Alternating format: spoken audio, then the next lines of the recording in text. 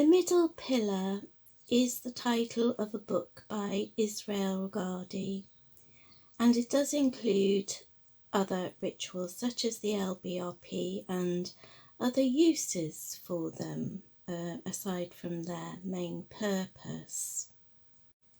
He recommends 6 months of regular daily LBRP, which is the lesser banishing ritual of the pentagram, before embarking on any other kind of magical work. It's much more important to be able to banish than to invoke, he says. And you can't really argue with that, can you?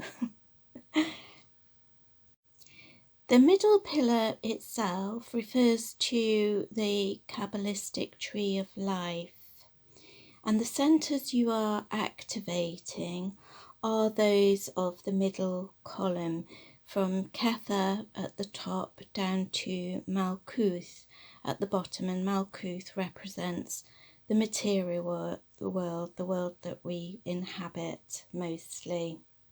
Luckily and happily for me, you do not have to be an authority on the Kabbalah to make use of some of the principles involved.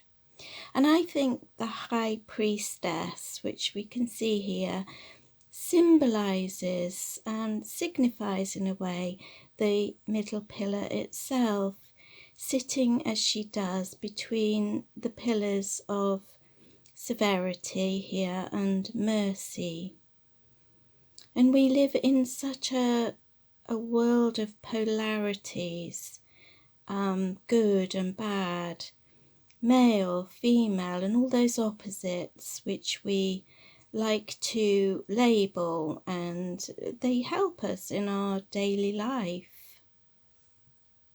So for me, it's about the integration of those polarities. And here we see her sitting totally centered.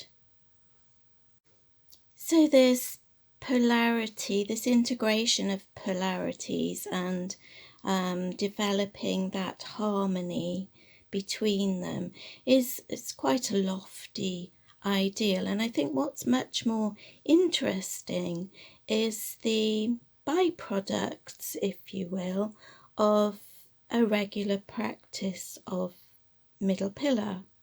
And these would include, and I've jotted them down really in my little notebook, which I'll leave you to read, but it's a way of developing a spiritual, I don't like to use the word spiritual so much, as a psychic perception.